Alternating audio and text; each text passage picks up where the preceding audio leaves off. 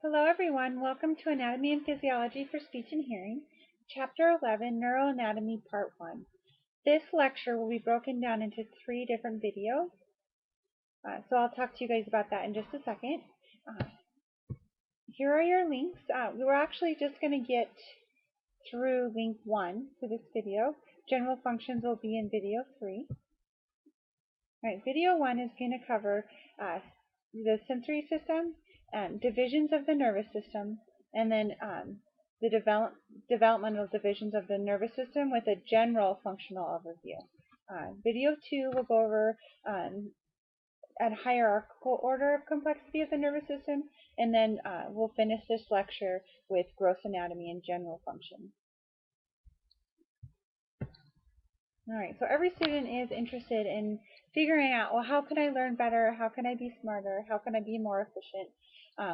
And really, the more, it's sort of this use it and improve it model. So the more you are learning, the better you are at getting at learning, and the more responsive your nervous system is to learning. So Dr. Ralph Gerard quotes here that activity of the nervous system improves the capacity for activity, just as exercising a muscle makes it stronger. So that's important not only for you as a student, but for you as a clinician. So when you're working with your clients, whether they're young or old, encouraging them to continue learning or to challenge themselves in terms of learning is only going to make that process of learning much better for them. And if you're working with geriatric population, you really want to encourage them to use their brain. Even if they say, oh, you know, I've already been to school, I'm retired, I don't need to do that. They really do. They really do. And that kind of goes back to this use it and lose it model. So encouraging them to even do crossword puzzles or Sudoku, or really working to be engaged socially is another one. So so it is important both for you as a student, this not only belief but theory, this scientific theory that using your nervous system does improve its capacity. So keep that in mind.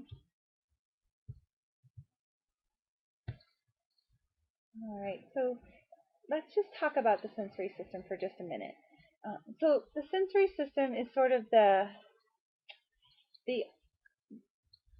right-hand man of the motor system. So the motor system is the body's response to external stimuli, whereas the sensory system is the body's ability to take in and interpret in the external stimulation. So that external stimulation might be sound, might be sight, it might be mechanical vibration, a number of things, and we'll talk about those. So that's the sensory system in just kind of a nutshell. When we get to divisions of the nervous system, we'll talk about it a little bit more. So we break our senses down into classes. We have superficial, deep, and then combined. And really combined is using both a superficial and a deep sense. So our superficial senses are temperature, pain, and touch, whereas our deep senses are muscle, length, and tension. So if you remember, those muscle spindle fibers are an organ that's used to execute this deep sense. Joint position, proprioception, muscle pain, pressure, and vibration. And stereognosia is the ability to feel something and know what it is without having to see it. So, and that's a combined sense. So you're going to be using both superficial, like temperature and touch, with pressure and possibly vibration, any of those, to be able to tell what it is. So if you're a lady, you're digging in your purse looking for your cell phone, you know you don't need to open it up and look inside. You're using stereognosia, which is a combined sense. All right, so when we think of our senses, we think of our 5 senses, right?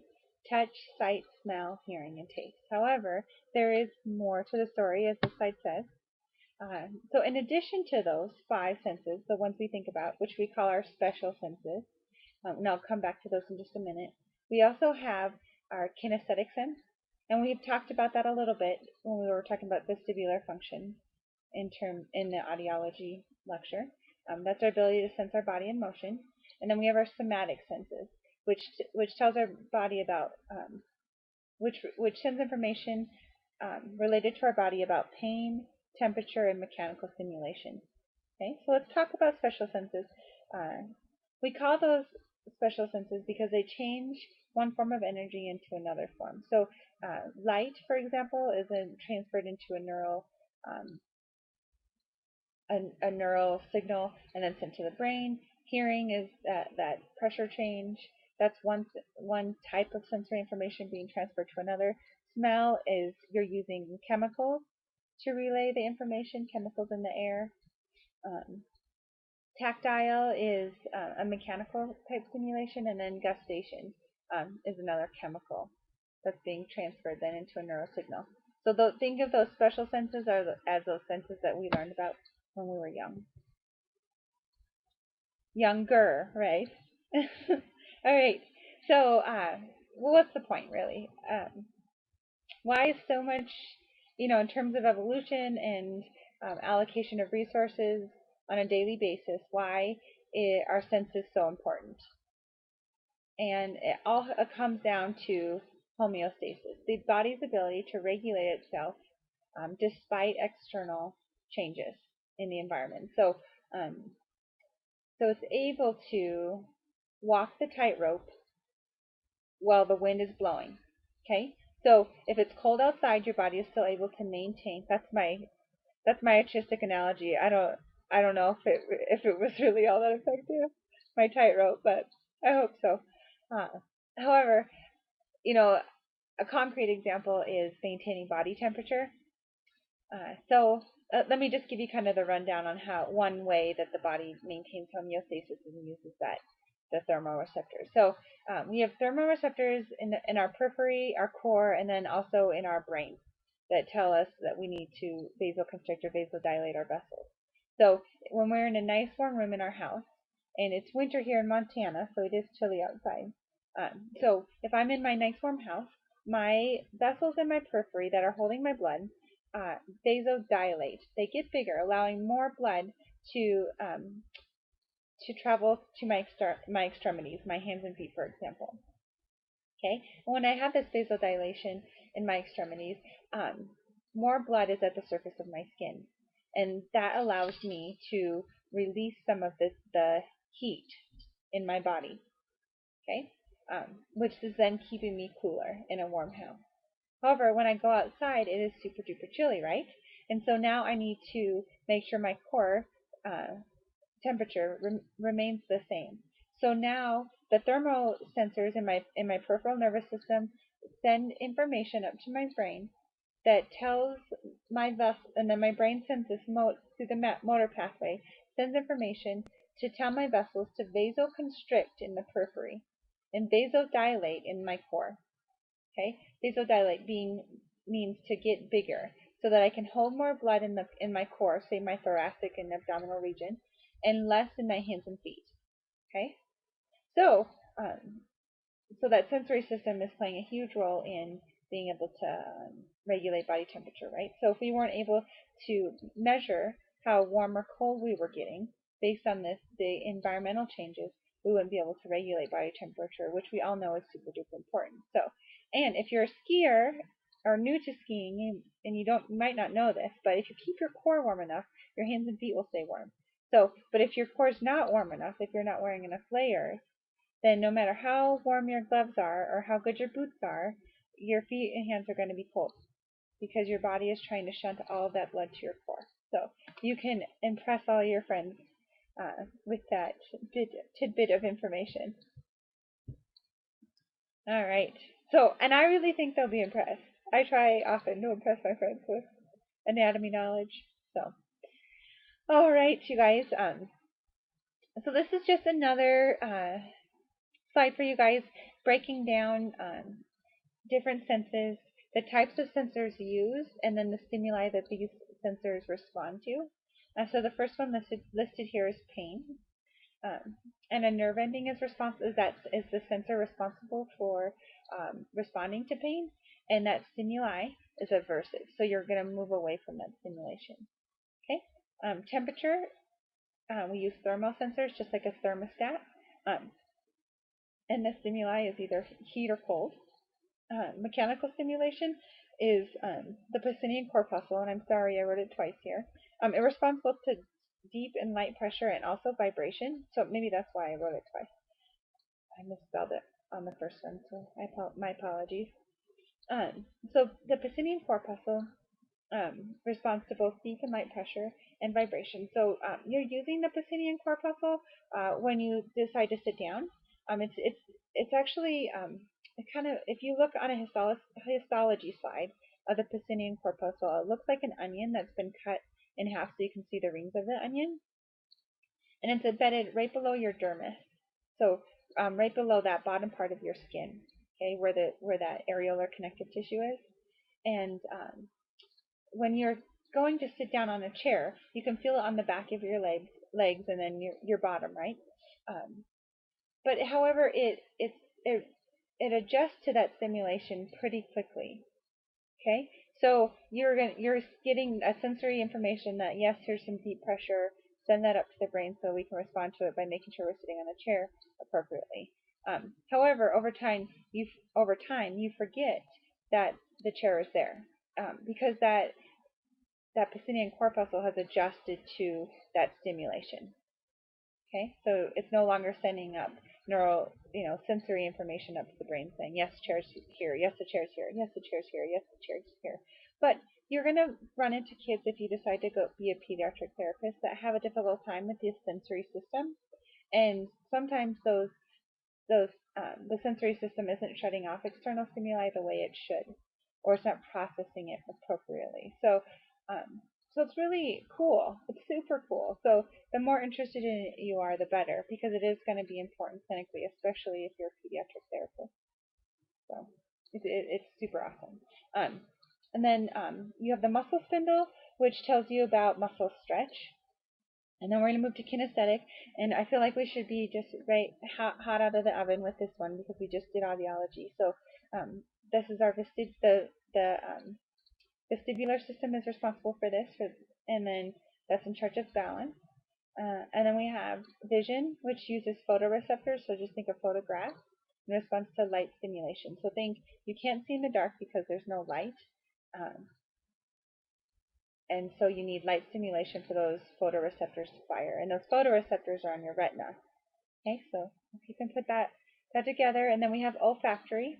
And I think of, I believe I've told you this before, but I think of an old smelly factory. So olfactory is smelling. And it uses a chemoreceptor. And the stimulus is chemical stimulation. Same thing with gustation or taste. And let's drop down to that one because I pair these two together to remember them. So I think of, oh, it's disgusting, so it tastes really bad, and that's gustatory. That's the gustatory sense. So it smells bad, it tastes bad. Oh, that old factory must have something that tastes bad in it, is how I remember it. They both use chemoreceptors, and they both respond to chemical stimulation. All right, and then we have audition. And the sensor type is, of course, the cochlea, and then it responds to acoustical stimulation, so air pressure changes, right? All right, then we have divisions of the nervous system. We break the nervous system down into two parts, the central nervous system and the peripheral nervous system. So the central nervous system is the brain and spinal cord, okay? And then any pathway outside of the brain or spinal cord, so any nerve roots, nerves are all part of that peripheral nervous system. Sorry, move it down for you guys. Okay. All right, so let's go to the next slide here. So think of the brain and spinal cord, that central nervous system is the command station. And the brain and spinal cord is sending out these commands and getting information about the environment and about how those commands went via the peripheral nervous system. And this happens using two pathways, the efferent and afferent pathway. Okay, so afferent is the sensory pathway here, and efferent is another name for that is the motor pathway. So I think exit, efferent. So it's leaving the brain and spinal cord. Okay, afferent is so another name, the third name for this pathway, because it is just both of these pathways, because they're just so exciting that everybody has to come up with a name for them. It's sensory pathway, afferent, or ascending pathway. So when you guys start to read a little bit about neuro, you might read about ascending and descending pathway. Okay? Ascending is information from the peripheral nervous system headed up towards the brain and spinal cord. Descending is also the same as the efferent or motor pathway. It's information leaving the brain and spinal cord. Okay?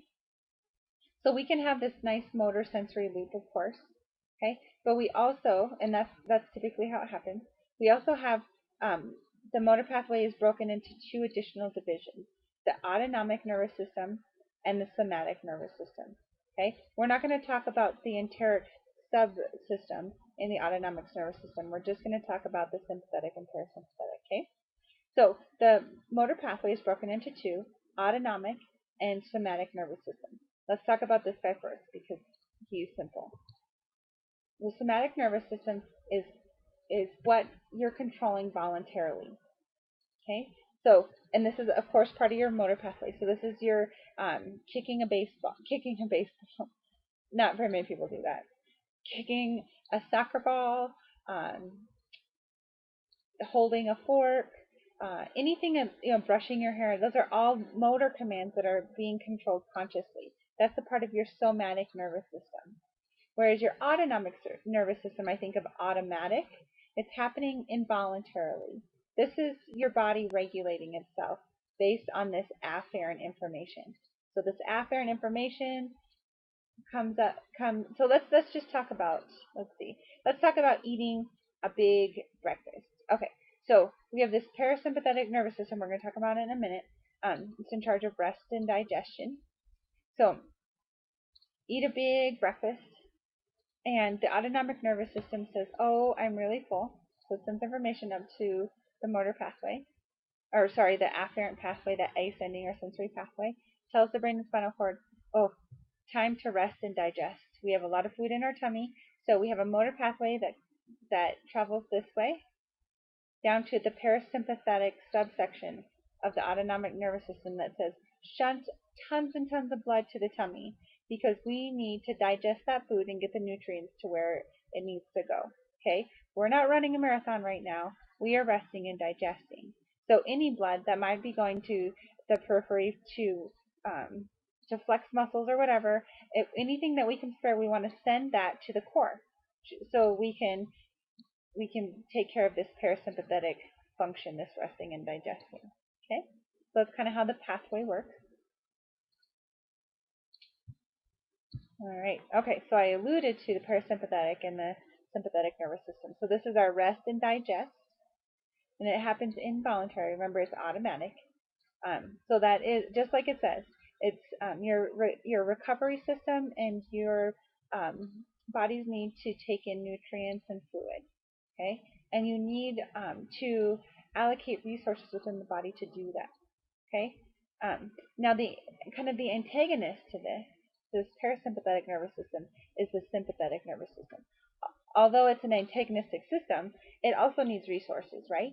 And it is also super duper important. So this is the fight or flight part of the nervous system, the involuntary nervous system. So it's responsible for your ability to respond to taking an assessment. It heightens your level of awareness.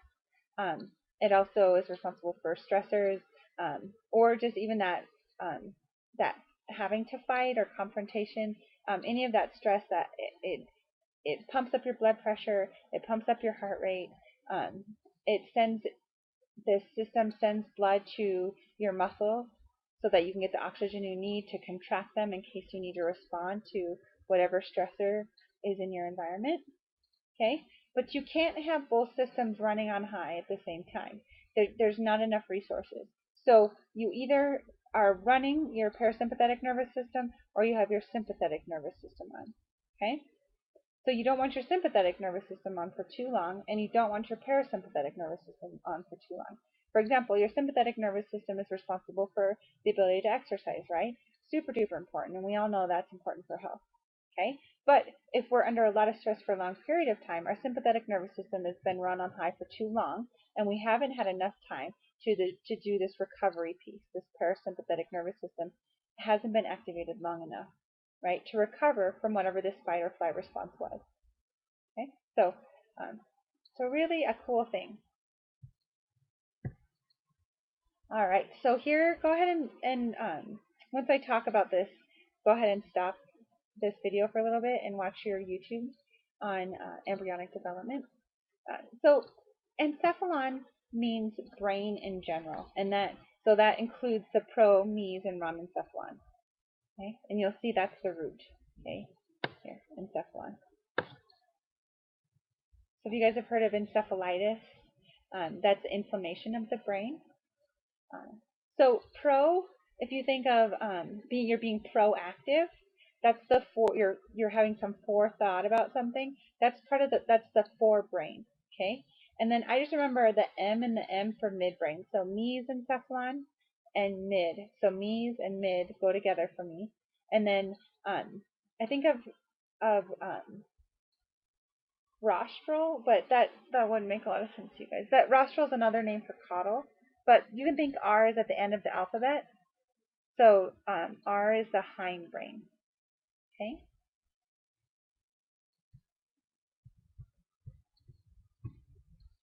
All right. So between 4 and 5 weeks, the encephalon goes from 3 divisions to 5 divisions. So there's a lot going on between that 4th and 5th week of gestation, which is super crazy. I mean, most people have no idea that they're going to have a little baby. Within the first month, we're already, by the 5th week into it, we've already divided the encephalon into 5 discrete divisions, which just blows my mind. So super duper cool. So the first division that we're going to talk about is the proencephalon, that forebrain. And it's broken into 2 divisions by week 5, the telencephalon and the diencephalon. So the telencephalon is depicted here in white, and that's what most of us think of as our brain, right? And this is a mid-sagittal view of the brain. So this is anterior, this is posterior. Okay. And then we have the diencephalon here depicted in green. And although it's small and looks rather insignificant compared to the telencephalon, it's super important for that autonomic functioning, that autonomic nervous system. Okay? So this is the grand central station in terms of relaying that sensory information to where it needs to go. Okay, so super cool. So that's the proencephalon. And to remember all of these names before you get totally freaked out by this terminology, I have kind of a tricky way of remembering them all. So di, mes, met, and my are all in alphabetical order, except for the telencephalon. And the telencephalon, you can think of the telescoped part of the brain, which is this part. And I believe that's how it got its name. Okay? So even though that's not in alphabetical order, that's the part that we think of as the brain. So it's the easiest part to remember. It's the telescoped part of the brain. It's actually evolutionarily the youngest part of our brain, and what we think of as the most important in terms of intellect and executive functioning and so forth. Okay. Other than that, from superior to inferior or anterior to posterior, that it's in alphabetical order. So diencephalon, mesencephalon, metencephalon, myencephalon. Okay. All right. So let's go ahead and talk. We get to talk about each one of these divisions specifically in just a little bit. I'm just giving you a nice little overview. So then we have the mesencephalon, which is depicted here in yellow. Okay, and that division, there's no division there. Okay, so you can think the middle is like, I don't know, is sandwiched between the pro and the ramencephalon, and that sandwich part, the bologna, for example, doesn't divide into anything else. Okay, and not that maybe you had really thick bread and you wanted to break it into 2 pieces, if that makes any sense at all. I'm not sure, but the mesencephalon, the middle guy, the middle one, does not divide. Okay, and then we have the ramencephalon. Remember that hindbrain. And that hindbrain is broken into the metencephalon and the myencephalon.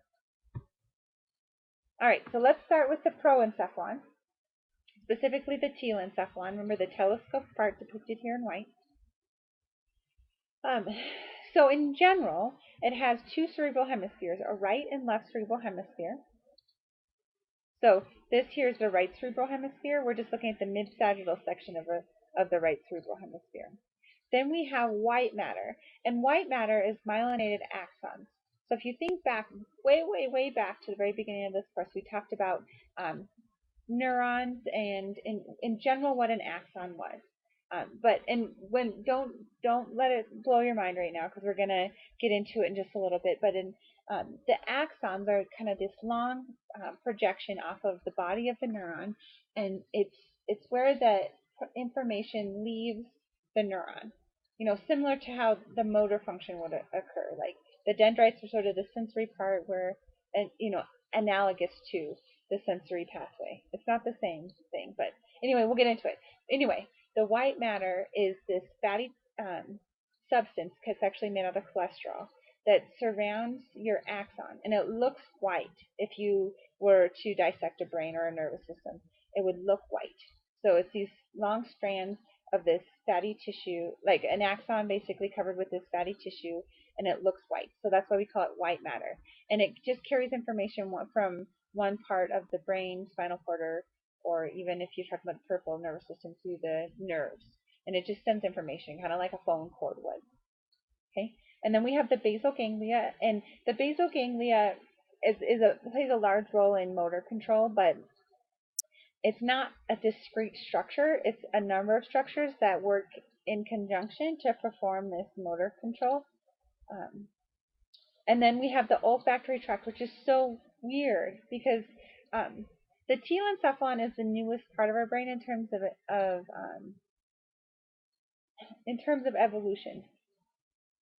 However, the rhinencephalon, which is this olfactory tract, developed relatively early with, and it developed evolved way back when we just had a, you know, a mesencephalon and just beginning to develop a diencephalon. So it's really crazy that it's part of the telencephalon. So I think it's just cool. It's just cool. So, and I remember rhinencephalon, like a rhino has a big horn on his nose, and so um, and that's how I remember nose, and then olfactory is smelling. That's smelly olfactory. So that's how I remember rhinencephalon. And I just love the story that it's this really old structure. It's kind of now a component of this really new structure, from an evolutionary perspective, um, and now a component of the telencephalon. So I don't know. It's just cool. It just how the heck did that happen? So anyway, um, and then now I have a list of functions here, and I just don't want you to get too hung up on it. I want to give you a cursory overview, and then as this chapter continues on, you're going to understand the telencephalon because we spend so much time with it. Some of these, the diencephalon and mesencephalon and myencephalon, do try to really focus on the function, because we don't get into it as much. But the telencephalon, we just everyone loves to talk about cerebral hemispheres, and so we get to spend a lot of time on it, and it's important clinically. So if you have a patient with a stroke that has a lesion in a certain part of the brain, you want to know what you would expect and so forth. So anyway, do read this list, but don't dwell on it too long. It's really basically this list is telling you the telencephalon does tons of stuff. So it determines intelligence, personality, and we're just going to break it down more specifically in a little bit. Interprets sensory information. So it understands it from a conscious level in terms of interpreting sensory information. It's responsible for executive functioning like planning and organization. It plays a role in impulses and impulse control. It plays a large role in motor function. Um, we'll talk about that more. And then, of course, it plays a role in smell because we have the rhinencephalon, and then plays a role in touch sensation. All right, now we're going to move to the diencephalon depicted here in green. Okay, so anything that says thalamus is part of the diencephalon. And then there are two glands that are part of the diencephalon, the pineal gland and the pituitary gland. And those are the only glands we really learn about. So if you see gland or thalamus, it's part of the diencephalon, which is this green part. Okay. So so we have the epithalamus, the thalamus, and the hypothalamus. So hypo is below, right? And epi is above. So let's see if I can do this. So if you think of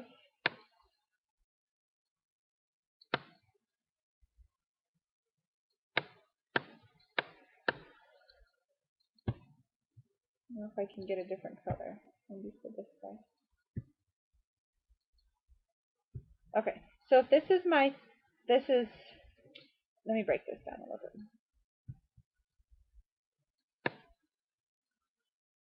Okay, I'm drawing you guys the diencephalon really quick.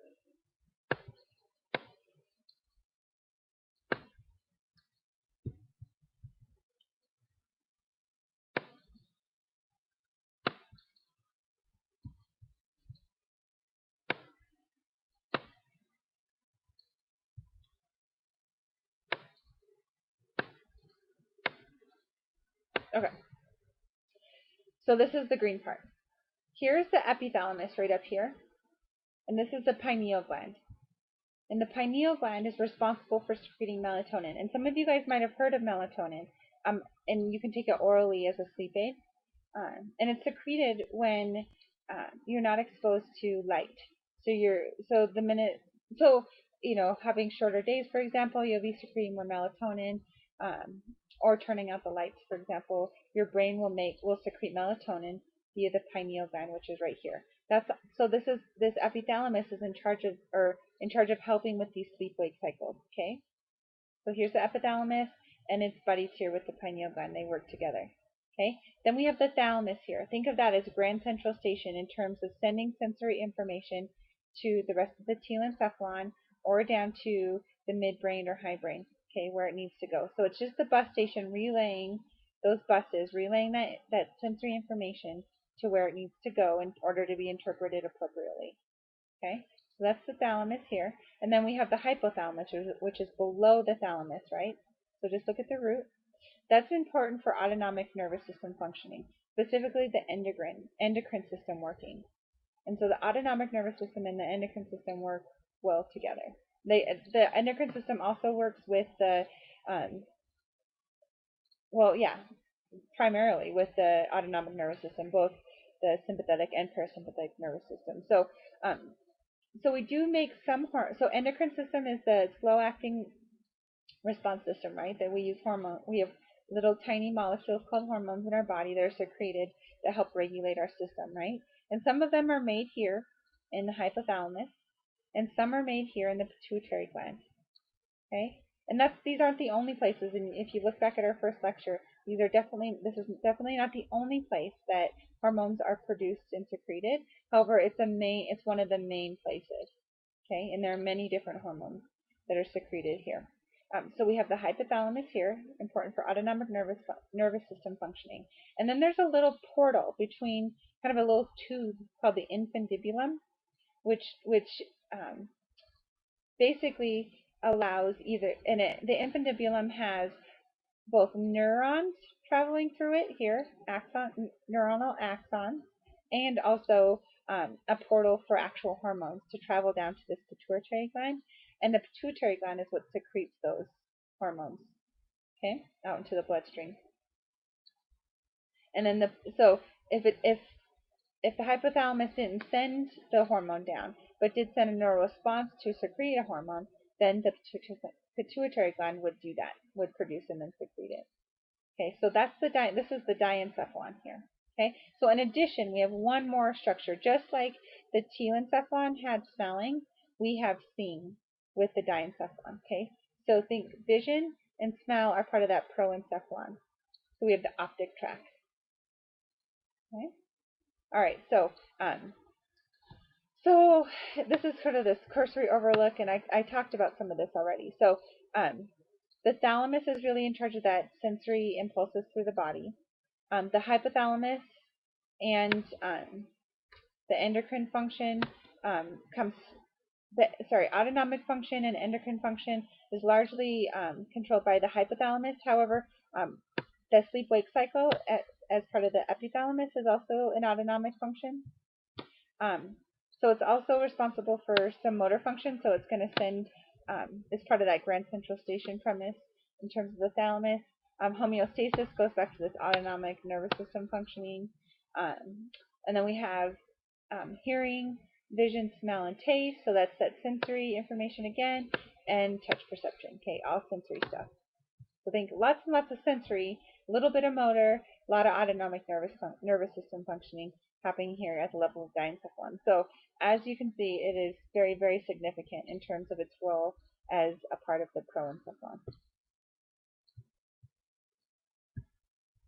All right, now we're going to move to the brainstem, okay? So if it's a midbrain or if it's a hindbrain, it's called the brainstem. So the proencephalon is not the brainstem. So the telencephalon and the diencephalon are not part of the brainstem. However, me's, met, and my are. So if it starts with an M, it's part of the brainstem. That's kind of a little rhyme. If it starts with an M, it's part of the brainstem. All right, so let's talk about the mesencephalon. Okay, and remember that this is a division. It's depicted here in yellow. Remember the 4th to 5th week of gestation when we get distinct divisions of the brain and brainstem. The mesencephalon does not divide. Okay, so the mesencephalon is the same whether it's the 4th week or 5th week of gestation. And the mesencephalon is broken into two different sections, an anterior and posterior section. So the tectum is the posterior section, so this part back here. Okay, and the tegmentum is the anterior section.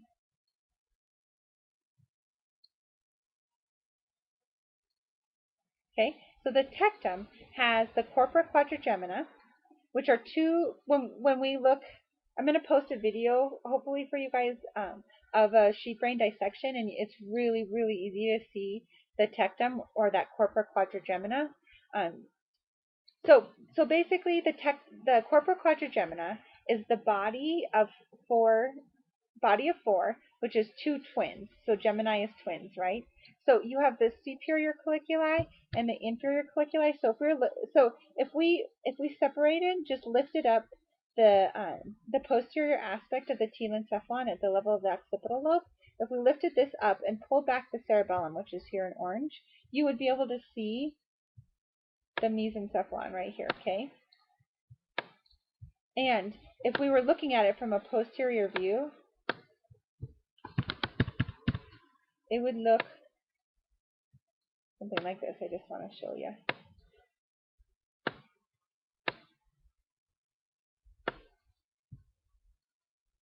Okay, it would look like this, just four bodies, okay? So you have the superior colliculi up here, and then you have the inferior colliculi below. So the superior colliculi are responsible for relay of visual information. And then the inferior colliculi, if you remember back to audiology, do you remember the inferior colliculi? They're responsible for that auditory pathway, right? Auditory relay. So there it is, and it's right back here, okay? And then the anterior aspect of the mesencephalon, of that midbrain, is the reticular formation and the substantia nigra up here, okay? Reticular formation is another important part of the sleep-wake cycle. It's not in the same way that the pineal gland works, but it helps to turn the nervous system on and off when you're waking up, for example. So I am not the quickest person in the morning, not really on my feet right away. So I think my reticular formation has a hard time getting me moving. So that's just how I remember it. And it actually does look like reticulated tissue in the brainstem, like reticulated, like corrugated. And then we have the substantia nigra, which it plays a role in secreting a hormone that's responsible for the basal ganglia working the way it should. So we'll get into that in a little bit. And it's actually kind of a black structure within the brainstem. Right.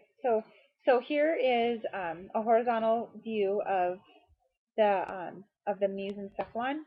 So back here, so here's the inferior colliculi. So this is the tectum. And then we have the tegmentum and the anterior aspect, okay? So just think corpora quadrigemina, inferior and superior colliculi, everything else is the tegmentum. And you don't need to know all of these structures. You just need to know the two, the reticular formation, and you won't get this picture on the. Oh, there's a substantia nigra. here. And I don't see the reticular formation on this picture. So, but you wouldn't get this picture on the test.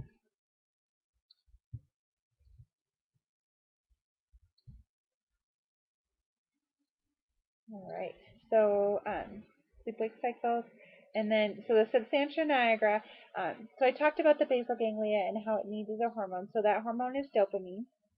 And so if you have a patient, for example, that is that has Parkinson's, they have a problem most likely with producing dopamine that's being sent up to the basal ganglia, okay, and that's produced there in the substantia nigra. All right, so then we're going to continue talking about the mesencephalon. So here's another picture. So here's the reticular formation, and that's not a great picture because it doesn't look reticulated, it doesn't look, corrugated. But there it is. It's really large, super duper large. Okay, and then there's another picture of the substantia nigra.